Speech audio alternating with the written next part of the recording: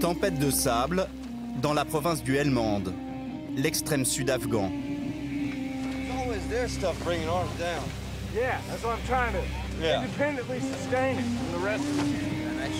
Ces gamins sont des Marines. Depuis 3 mois, ils vivent sur la ligne de front, harcelés par les talibans.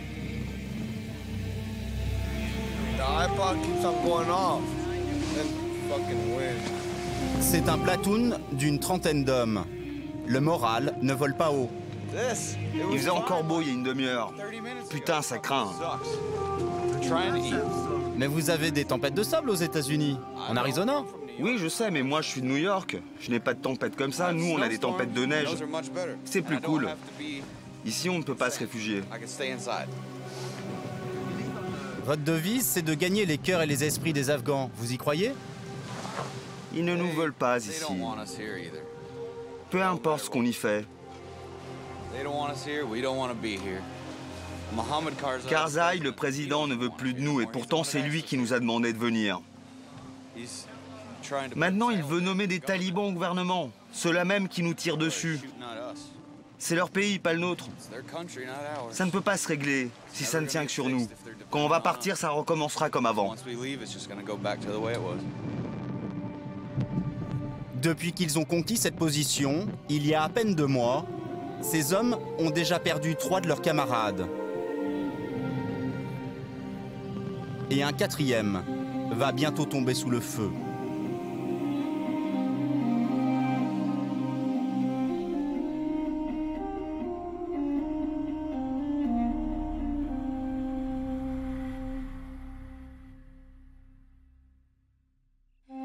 Leur camp s'appelle Griffin, du nom du premier Marines mort ici.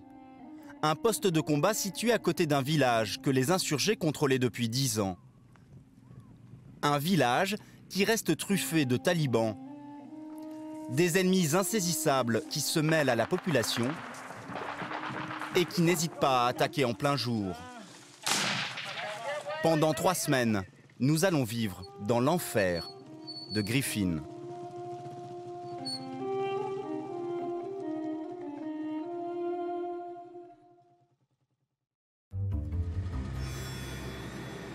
Premier jour. Voici la route qui relie la base arrière des Marines au poste avancé de Griffin. Un cordon ombilical régulièrement pris pour cible par l'ennemi. Il y a constamment des mines sur cette route. On a déjà sauté 6 fois. Là, on est obligé d'envoyer des démineurs devant, au cas où. Comme ça, on est sûr de ne pas endommager notre blindé. Vous avez déjà sauté sur des mines?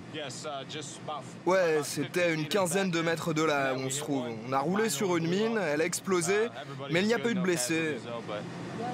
Pourquoi il y a autant de mines sur cette route? On est au nord, et plus on va au nord, plus il y a de talibans. Au sud, ça va, on a nettoyé, on les a repoussés vers le nord. Sur cette route, ils reviennent tout le temps pour poser des mines.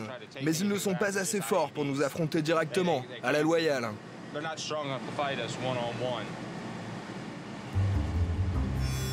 Le poste avancé n'est situé qu'à 5 km, mais il faut 3 heures pour les parcourir.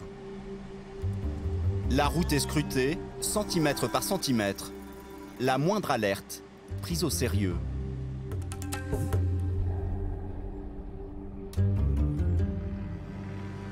Les Marines viennent d'avoir une information, mais il faut négocier. Quelqu'un fume ici. Il y a un local qui demande des cigarettes. Il dit qu'il sait où il y a une mine. Et vous, les journalistes, vous n'auriez pas des clopes? Le gars là-bas nous demande 2 clopes en échange. Il nous dira où il y a une mine.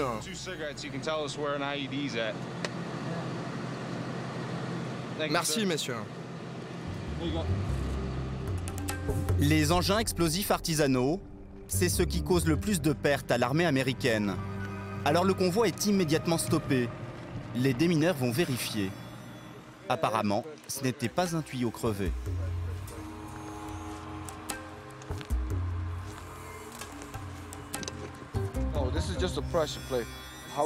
Si tu marches dessus, ça explose. Comment ça marche, tu vois, le truc argenté, si tu mets ton pied dessus, cela actionne le câble, ça arme l'engin et ça pète. That's a big one. Yeah?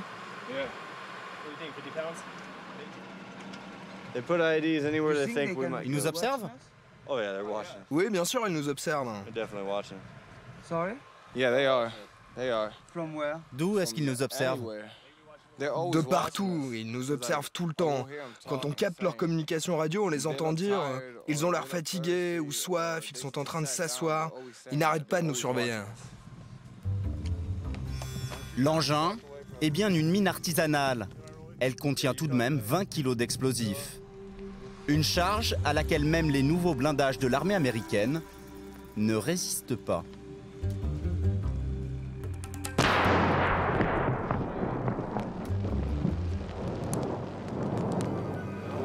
C'est une grosse mine, mais on en a vu des plus grosses par ici.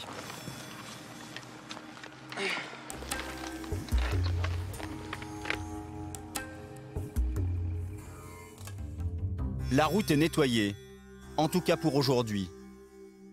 Les Américains le savent, dès la nuit tombée, les talibans poseront de nouvelles mines.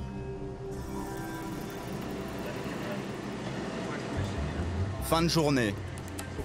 Nous arrivons enfin au front, à Griffin, avec le courrier. Vous attendez ça avec impatience? Oui, c'est comme à Noël, à chaque fois que le courrier arrive. Pourquoi? Parce que quand on reçoit tous ces trucs de nos familles, ça nous remonte le moral. Comme toujours sur les lignes de front, ce qui frappe, c'est la jeunesse des combattants. Oui, c'est pour moi. Ça vient de ma mère.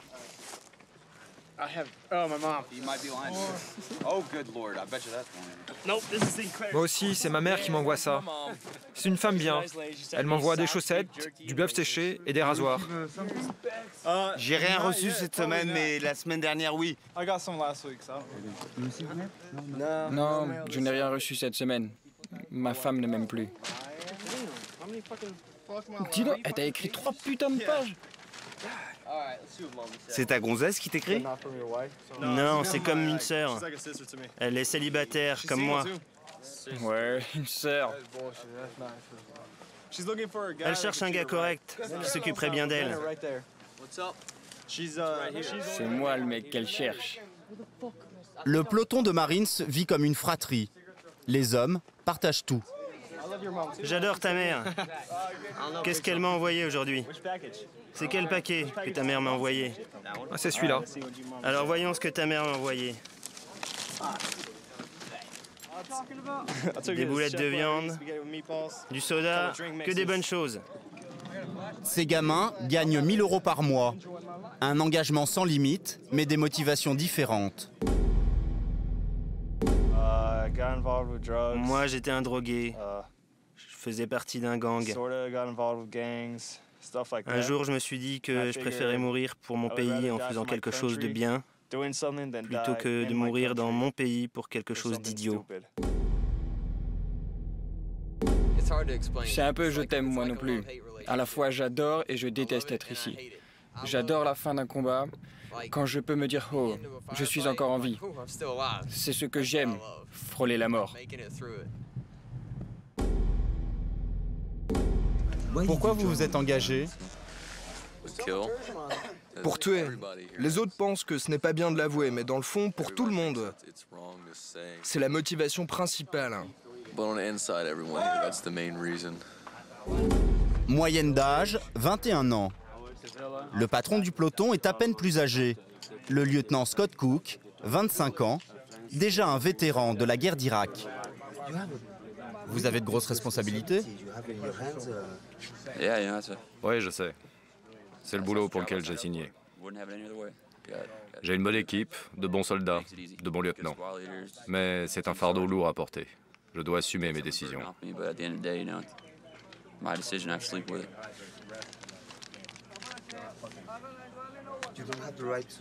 Vous n'avez pas le droit à l'erreur? Je ne suis pas parfait. Je fais des erreurs. Le problème, c'est que mes erreurs ont des conséquences sur mes hommes. En 3 mois, Scott a déjà perdu 3 hommes. Il faut dire que ce camp est à portée de fusil des insurgés. Le dernier assaut remonte au matin même. Les talibans étaient à 50 mètres. Il faut passer de ce côté de la toile. Parce que comme ça, on ne peut pas nous voir. C'est plutôt à l'abri ici. Sauf que ce matin, on a eu une attaque. Heureusement, personne n'a été blessé, grâce à Dieu. Vous avez dû tirer? Moi, non.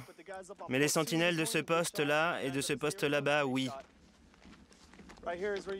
Là-bas, c'est où on va pisser. Il y a 2 tuyaux. Là encore, on a installé une toile pour qu'on ne nous voit pas. Pourquoi c'est important qu'ils ne nous voient pas? Le village juste à côté est à peu près sûr maintenant, mais il y a quelques jours, on a surpris un taliban en train d'installer une mine. Il s'est sauvé avant qu'on puisse le tirer. Le problème, c'est qu'on ne sait pas qui est taliban, qui ne l'est pas. Du coup, quelqu'un s'approche. Ça peut très bien être un sniper venu nous tirer dessus. Pour le moment, ce n'est pas arrivé grâce aux toiles qu'on a installées. Du coup, on est à peu près tranquille.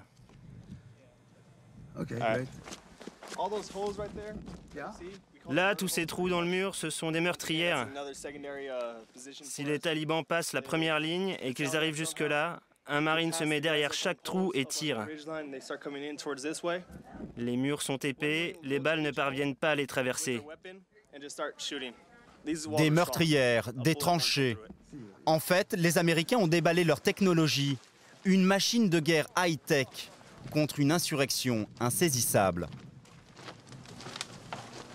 C'est quoi là, ces écrans? Ces écrans sont contrôlés par cette télécommande qui oriente nos 2 caméras. Elles sont automatiques? Oui, l'une d'elles est automatique. On entre les coordonnées où on veut qu'elle regarde et elle fait tout toute seule. On peut aussi commander l'autre caméra avec ce joystick.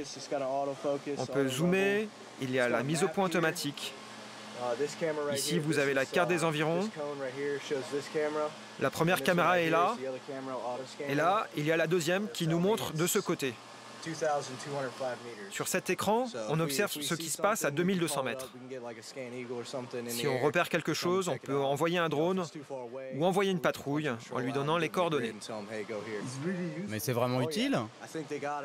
Oui, grâce à ces caméras, on a déjà tué 10 ou 12 ennemis.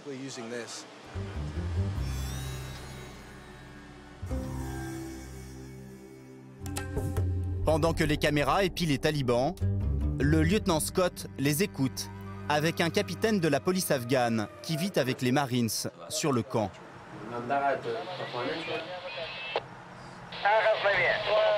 Comme tous les soirs, il se branche sur la fréquence de l'ennemi, la fréquence des talibans.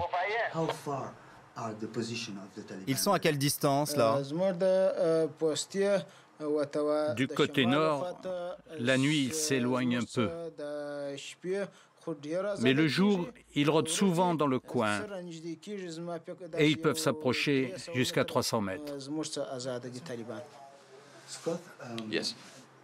Mais c'est incroyable. Ils sont tout près.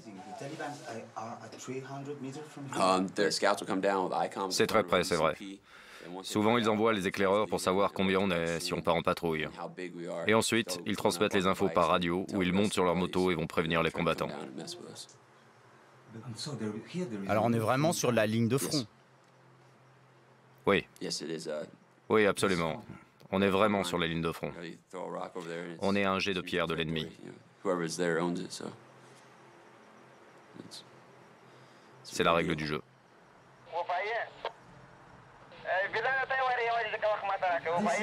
Là, ce sont les talibans qu'on entend? Oui, bien sûr.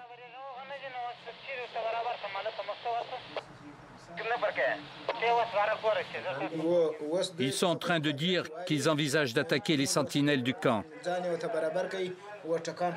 Oui, le poste juste derrière. C'est en les écoutant que nous avons les infos.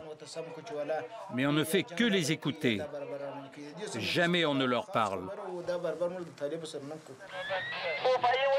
Ce soir, finalement, il n'y aura pas d'attaque. C'était de l'intox. Certains experts appellent cette guerre la 4e guerre mondiale. Drones, satellites, rien n'y fait. Depuis l'invasion de l'Afghanistan il y a 9 ans, rien ne semble pouvoir contenir la résistance afghane. Aujourd'hui, c'est presque la totalité de la population qui souhaite le retrait des troupes d'occupation. Les hommes de Griffin ne s'aventurent jamais à plus de 3 km de leur base. Mais même aussi près, ils savent qu'ils ne sont jamais à l'abri d'une embuscade. Personne n'oublie qu'en 2 mois, ils ont déjà perdu 3 hommes, soit 10% de leur groupe. À chaque départ de patrouille, le contact est quasi certain.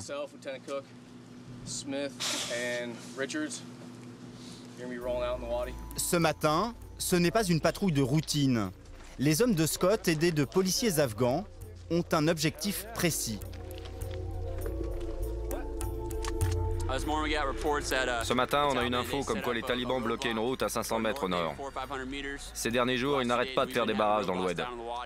Ils disent à la population que ce sont eux les patrons. Alors, on joue au chat et à la souris avec eux. Et le jeu commence dès 6 h du matin. Pour l'instant, silence radio du côté des talibans. Pour rejoindre l'Oued, où les insurgés auraient installé leur barrage, les hommes du lieutenant Scott doivent d'abord traverser le village voisin. Les soldats marchent dans les pas les uns des autres, en colonne, pour éviter les mines disséminées sur les routes et les sentiers. Nous sommes maintenant à 500 mètres du camp.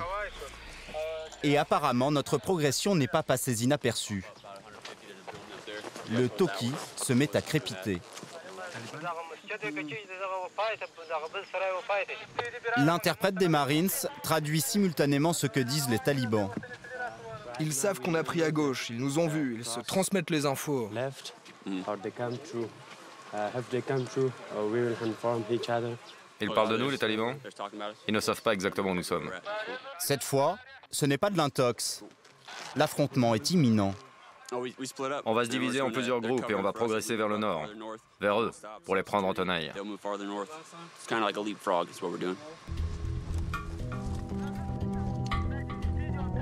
Après avoir traversé ce champ sur plus de 300 mètres, les Marines prennent position.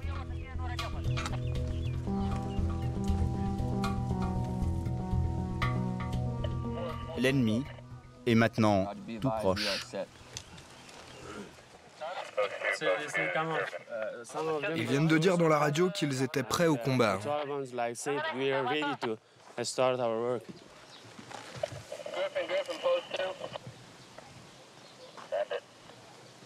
Un calme précaire s'installe. Quelques minutes après, les talibans ouvrent le feu.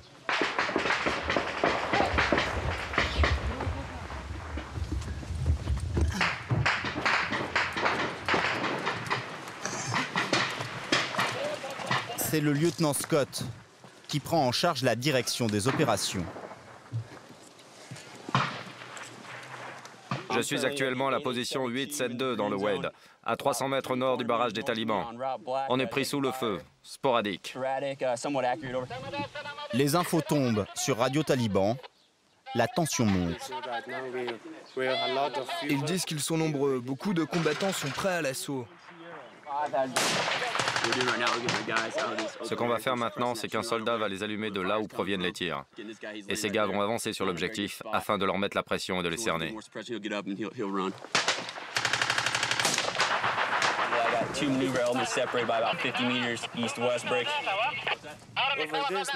Mais il n'y a plus de marines ici. Mais alors, ils sont où les Marines? Je ne sais pas, il n'y a personne à 20 mètres. Le lieutenant Scott est isolé. Il lui faut rejoindre ses hommes en première ligne.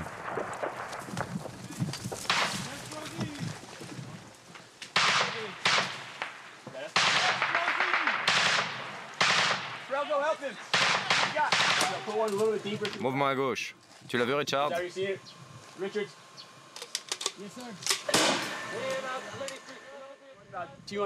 À 200 mètres, il y a du mouvement. Ça bouge dans les arbres. Il y a un de mes hommes et son équipe qui progressent à 100 mètres à l'est. Ils vont consolider leur position et à ce moment-là, moi et mon groupe, nous pousserons vers le nord.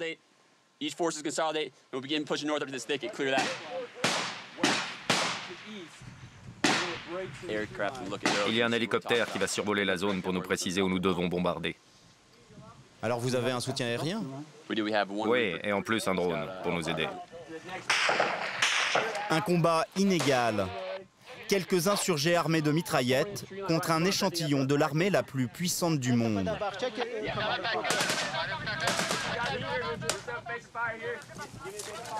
L'autre groupe de Marines est parvenu à prendre position. C'est maintenant aux hommes de Scott de se rapprocher de l'ennemi. À découvert. Les balles fusent de tous côtés.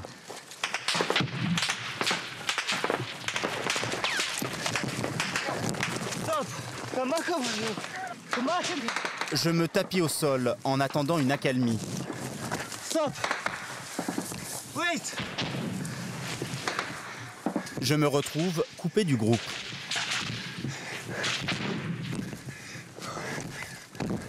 Wait!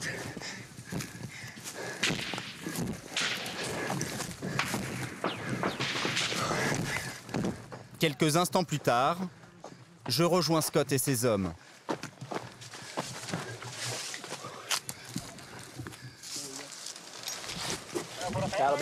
Ça dit quoi sur Radio Taliban? Les insurgés sont maintenant localisés. Ils seraient regroupés autour de cette bâtisse, à 150 mètres de notre position.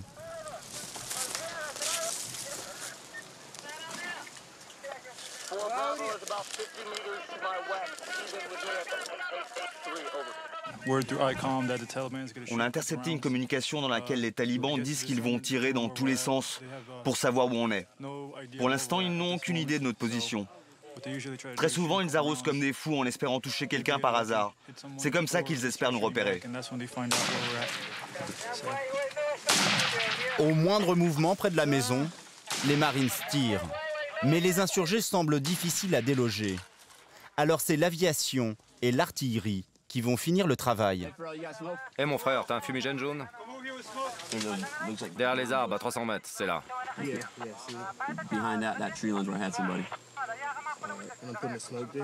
Balance la grenade le plus loin possible. Scott demande à ce qu'on marque la cible avec un fumigène. Vas-y, recule. C'est bon, on voit la fumée jaune. Les talibans ont fini par repérer Scott et ses hommes. Les tirs ennemis se font plus précis. Mais cela ne va pas durer.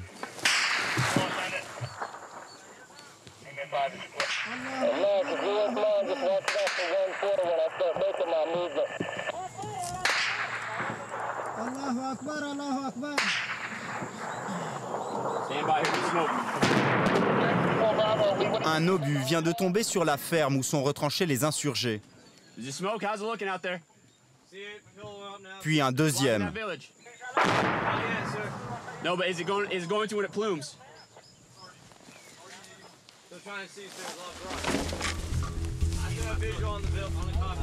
C'est maintenant l'heure de se replier. 4 talibans seraient morts dans le bombardement. Mais la zone est loin d'être totalement nettoyée. Sur le chemin du retour, nous essuyons de nouvelles salves.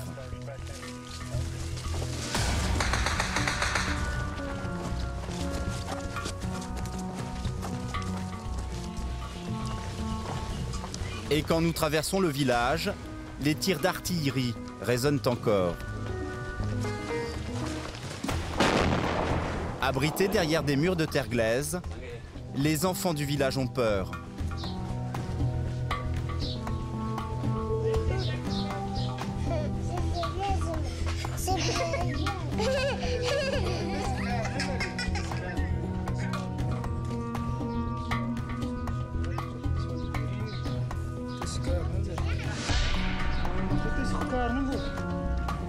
Retour au camp Griffin.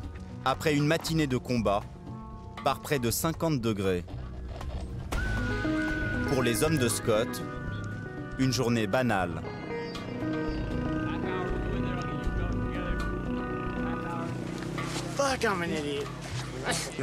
Vous êtes blessé? Non, je me suis juste foulé la cheville.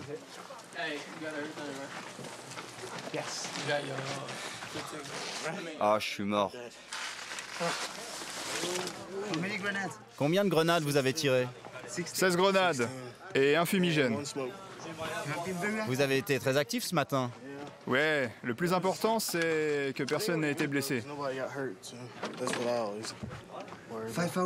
5 heures de combat? Si vous le dites.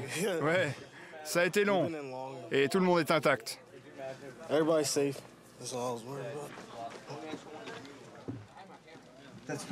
Dis donc, vous avez des lectures intello, hein? Ouais. Et j'en ai d'autres.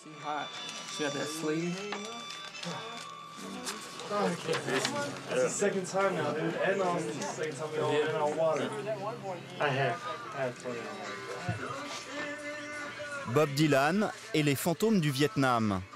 30 ans après, la même mélodie. Rien ne change. Pour la chair à canon. Chacun s'évade comme il peut. Vous jouez à quoi?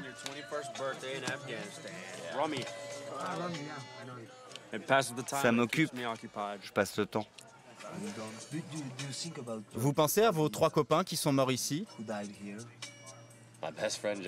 Mon meilleur ami, Josh Davis, Tyler Griffin et Sorian Lamar.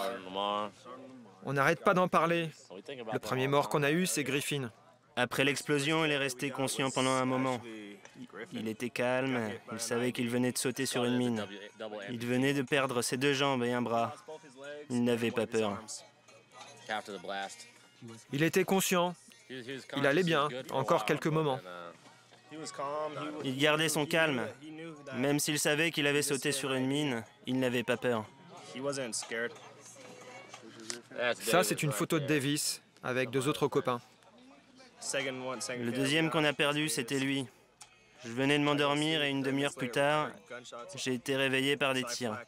On s'est tous relevés et on a tous couru. Le groupe de Davis a repéré un engin explosif. Ils ont voulu l'enlever. Et tout d'un coup, j'ai vu Davis sur le sol, qui hurlait, qui ne sentait plus rien et qui ne pouvait plus bouger. Moi non plus, je ne pouvais plus bouger. Je lui ai demandé de me parler. Et il est mort quelques instants plus tard. Vous ressentez de la haine? Oui, tout le temps. Ça vous donne envie de tirer sur tout le monde. Maintenant, quand je retourne en patrouille dans le village, je regarde les gens qui me sourient et qui me font des signes. Je me dis ce sont peut-être des talibans. Mais bon, on ne peut rien faire. C'est comme perdre son meilleur ami ou son frère. C'est une partie de ta vie, tes amis sont ici, tu fais des projets et d'un coup ton pote est mort. Avec Griffin, on s'était dit qu'une fois qu'on serait de retour aux USA, qu'on irait s'éclater dans les bars, qu'on irait à la plage.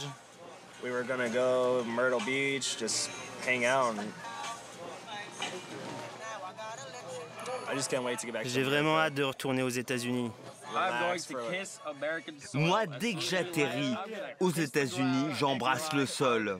Je dis ça y est, je suis à la maison. Le premier truc que je ferais, c'est d'aller dans un fast-food. Et je commanderais de tout. Je vais m'en mettre plein la panse.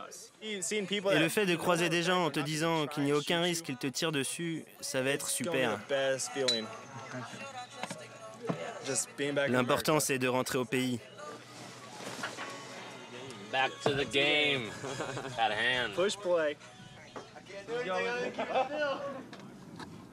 Il y a encore 3 mois, le village qui entoure le camp était aux mains des talibans.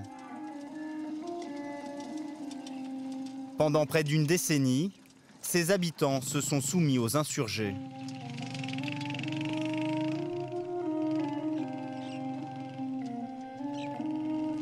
Ce matin, sous la tente, juste à l'entrée du camp, une trentaine d'hommes, les chefs du village, palabrent autour d'un problème de répartition d'eau.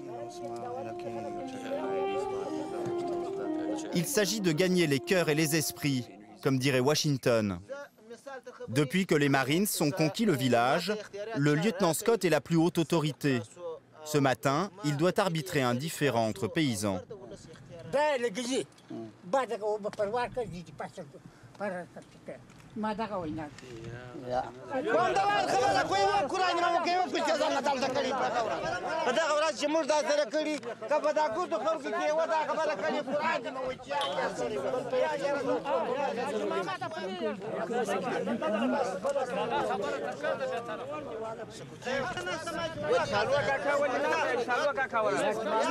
Il y a un gros problème sur le réseau d'irrigation.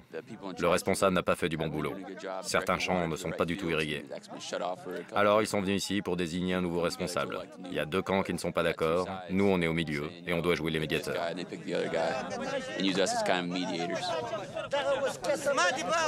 Les barbes blanches se soumettent à l'autorité du Marines, car les Américains savent se montrer généreux.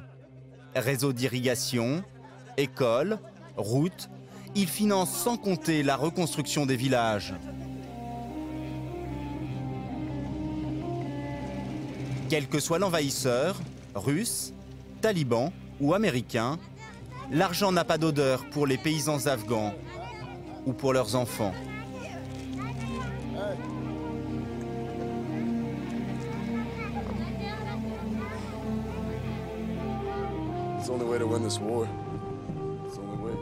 C'est la seule manière de gagner cette guerre.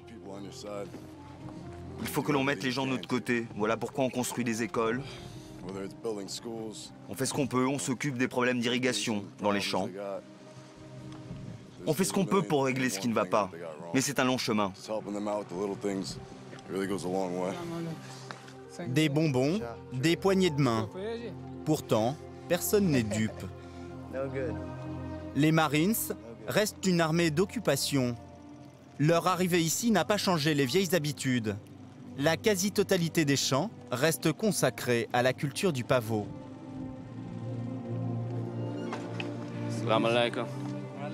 90% de l'héroïne mondiale vient de cette province. Ça vous fait rien de voir autant de champs de drogue partout autour de vous? Ce que j'en pense? C'est complètement dingue, mais c'est leur façon de subsister. Il faut bien qu'ils s'en sortent. Ils ne se posent pas de questions. Les paysans font pousser de l'opium, la drogue leur rapporte beaucoup plus d'argent que tout le reste. Mais l'argent de la drogue, il sert aux talibans? Oui, en fait, c'est ça le problème. Ils taxent l'opium, et avec l'argent, ils achètent des armes et des explosifs.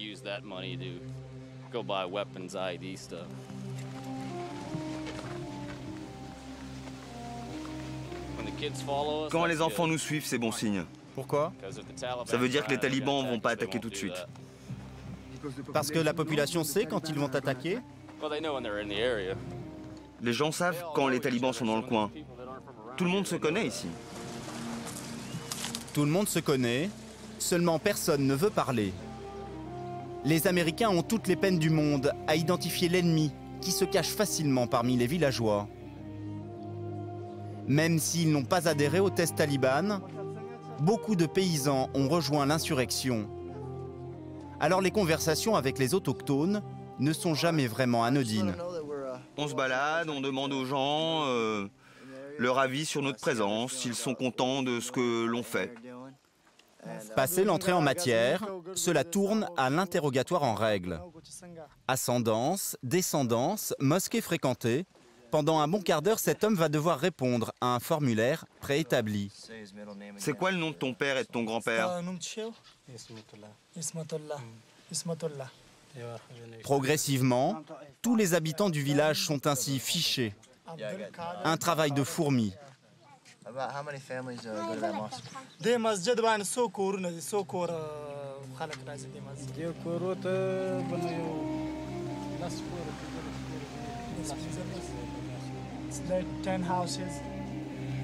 Mais ce sont surtout les embuscades que les Marines tentent aux alentours qui permettent de démasquer les talibans.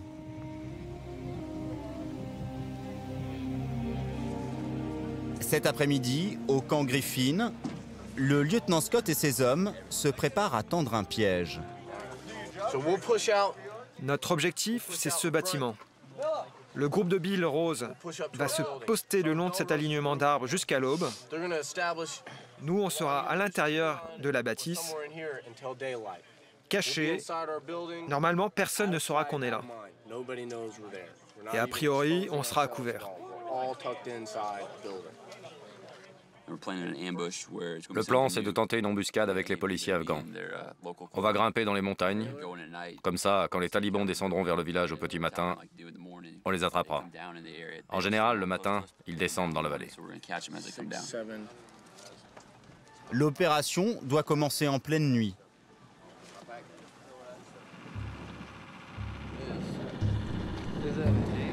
Mais difficile d'être discret.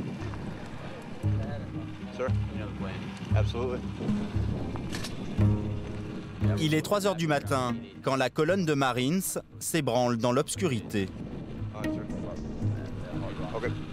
Pendant 2h30, les hommes du lieutenant Scott vont marcher dans le noir absolu, guidés par un informateur afghan.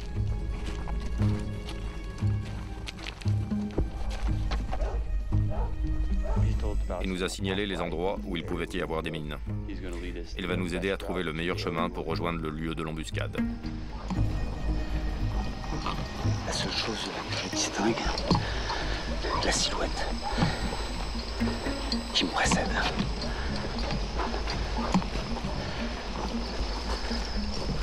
La marche est ouverte par un soldat qui a un détecteur de mines. Et donc nous suivons ses traces. Et nous passons exactement par là où il est passé.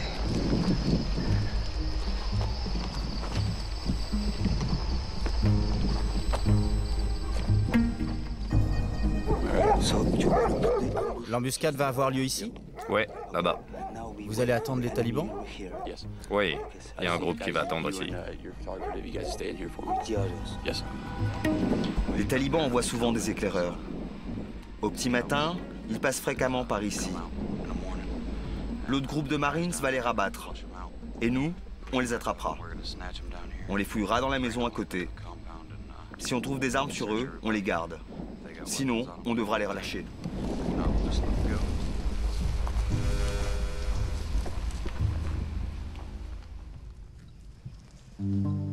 Quelques minutes plus tard, le jour pointe.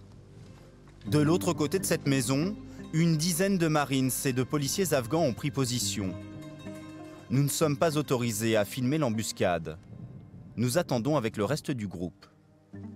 Malgré la tension, certains ne perdent pas le sens de l'humour, ni de l'autodérision. Vous voyez, j'ai mis un autocollant, au cas où j'oublie. À mettre sur l'épaule. Et là, j'ai mis pointer sur l'ennemi. Comme ça, je suis sûr de ne pas oublier.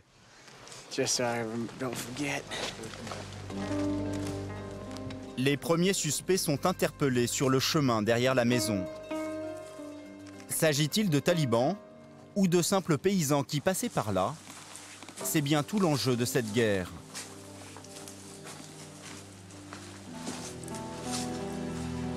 Chaque homme est conduit à l'intérieur pour un interrogatoire.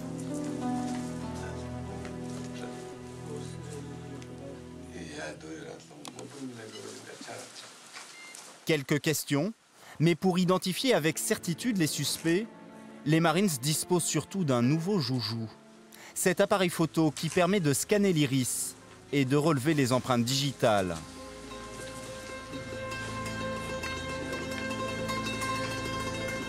Toutes les données recueillies sont transmises en temps réel aux États-Unis. Si l'homme est déjà fiché, il est immédiatement arrêté. Les contrôles s'enchaînent. Les Marines n'attendent qu'une chose, en découdre avec les talibans. Ça va sûrement tirer aujourd'hui. Ça va être sympa. C'est un truc de fou. On va devoir en relâcher la plupart. Et dès qu'on leur enlève les menottes, ils vont aller chercher leurs fusils. Et sans doute nous suivre pour nous tirer dessus. Mieux vaut avoir son fusil bien chargé. C'est une belle journée qui s'annonce. Jusque-là, tout est calme. Mais cela ne va pas durer.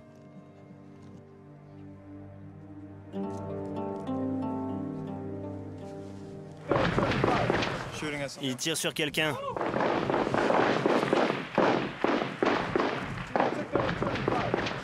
Les civils s'inquiètent. Les Marines sont sur le qui-vive. Les talibans sont venus au contact. Il faut vite trouver une voie de repli au cas où la situation s'envenimerait.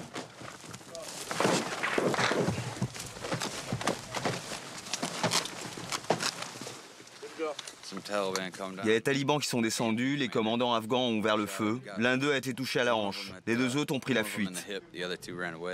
C'est pour ça qu'ils tiraient. Quand on pense qu'ils en ont loupé deux. Mais bon, on en a un. Celui-là, on va bien s'en occuper.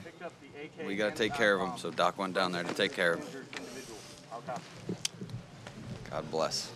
God bless.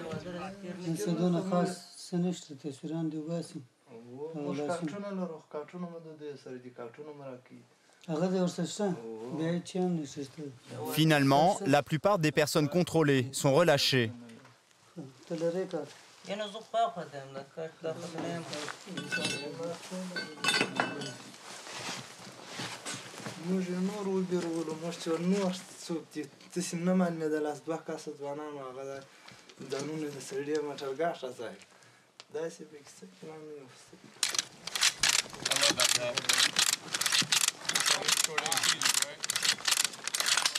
Ce qu'on va faire maintenant, c'est qu'on rentre avec ceux qui semblent les plus louches et les ramener au camp Griffin. Parmi tous ceux qui ont été contrôlés, seuls ces 3 suspects seront maintenus en détention malgré leur dénégation.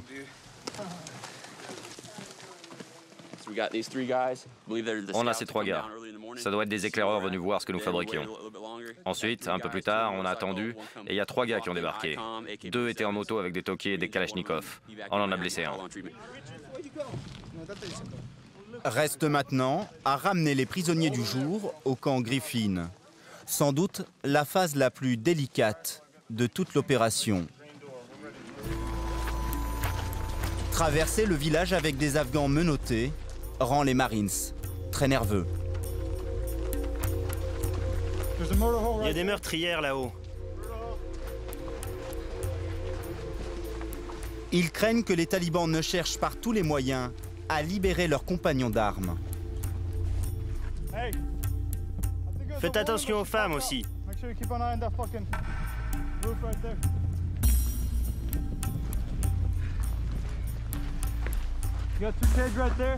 Il y a 2 gamins là-bas.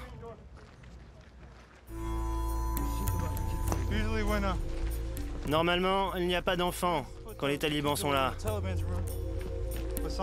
Mais bon, il faut se méfier quand même.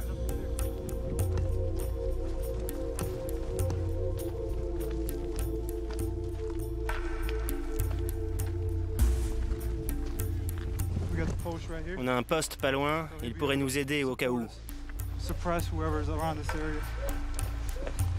C'est un peu plus sûr ici. Maintenant, on est dans le champ de nos caméras, c'est plus sûr. Et encore une journée de boulot. Les 3 prisonniers doivent passer la nuit sur le camp avant d'être transférés à Kaboul. Ils risquent gros. Cela peut se finir dans une prison américaine, comme celle de Guantanamo. Mais les sages du village ne l'entendent pas de cette oreille. Le lendemain matin, réunion de crise sous la tente. Ces hommes sont venus pour une réclamation. Qu'est-ce qu'ils veulent? En fait, parmi les types qu'on a capturés pendant l'embuscade d'hier, l'un d'entre eux est un mollah, et ils disent qu'il est innocent, et que certainement, il n'a rien à voir avec les talibans. Les Marines et la police afghane acceptent de le libérer, mais il y a des conditions.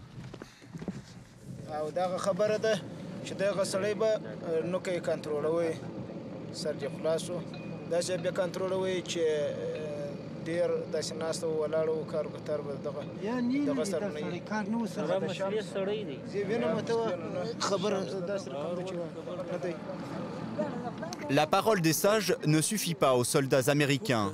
La tractation doit être officialisée.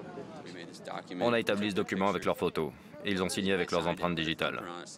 Ils certifient ainsi qu'ils se portent garant pour lui, qu'il n'est pas un taliban et qu'il n'a rien à voir avec les talibans. Si c'est faux, on pourra se retourner contre eux.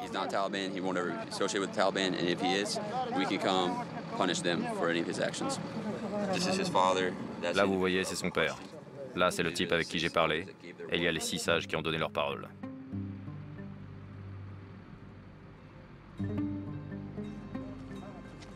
Le mollah est aussitôt libéré. Pas question de se mettre la population à dos. On va t'indemniser pour les roquettes qu'on a tirées sur ta maison. Pour Scott, sous la tente, ce matin, les doléances s'enchaînent. C'est maintenant au tour de cet homme.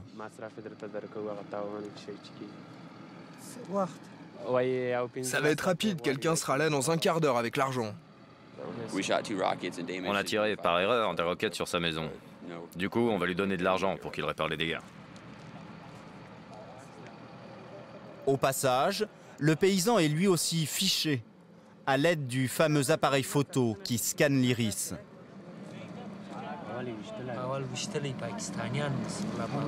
Combien vous lui donnez? On va lui donner 2000 $ américains. 1000 $ pour...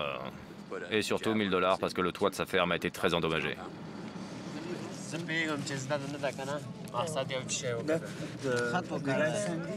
Comme il ne sait ni lire ni écrire, il fait juste une marque. L'argent lui est remis immédiatement, en liquide.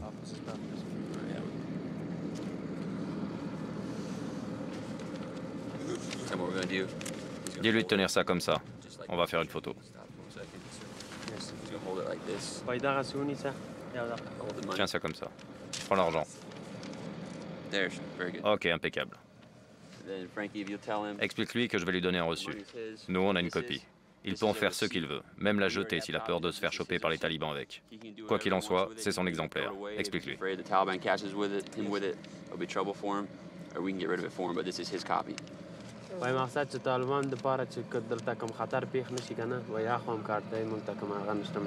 L'homme ne va pas hésiter longtemps.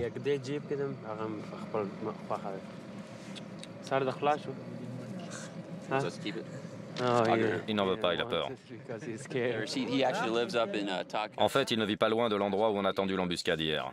Il y a plein de talibans qui traînent par là-bas. Du coup, s'il l'attrape avec ça, il risque vraiment d'avoir des ennuis. Est-ce que si les talibans apprennent que vous êtes là, vous risquez des représailles? Oui, bien sûr, ils peuvent s'en prendre à nous et nous frapper.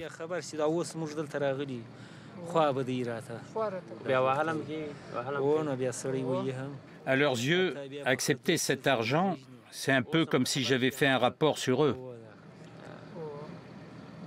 Quand on va rentrer au village, les gens vont forcément se demander d'où sortent les billets. S'ils apprennent qu'on est venu discuter avec vous, ils peuvent aller jusqu'à nous pendre ou nous égorger.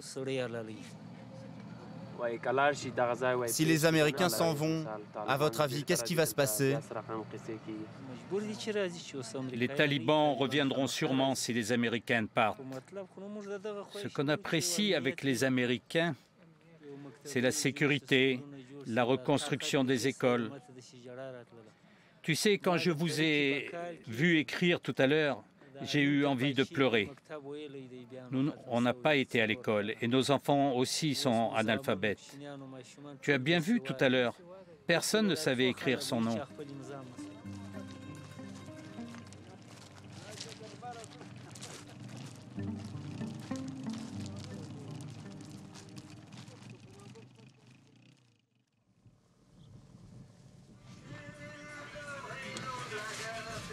Dernier jour à Griffin.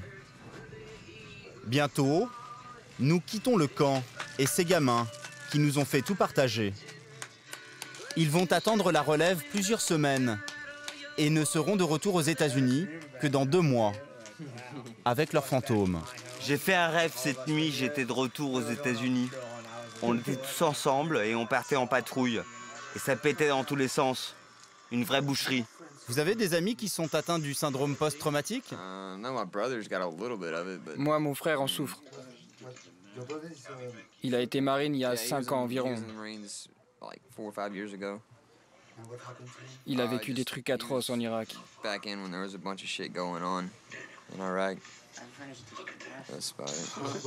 Qu'est-ce qu'il avait? C'est difficile à expliquer. C'est comme une angoisse, ça vous stresse. Avoir été dans des endroits complètement dingues. Dès que vous entendez un boom, vous avez envie de tuer les gens autour de vous. Vous flippez tout le temps.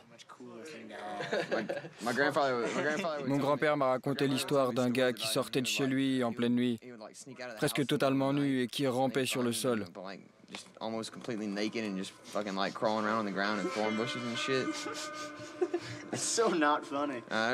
Le type était complètement à l'ouest. Certains de ces soldats ont déjà décidé de rempiler et de revenir se battre en Afghanistan.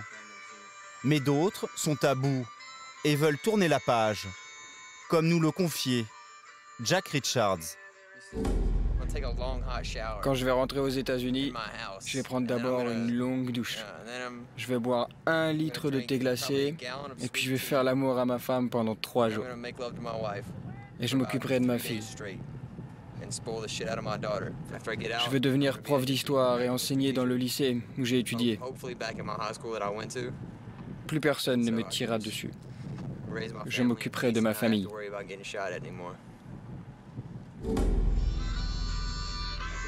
Quelques jours après mon départ, je recevais ce mail du lieutenant Scott.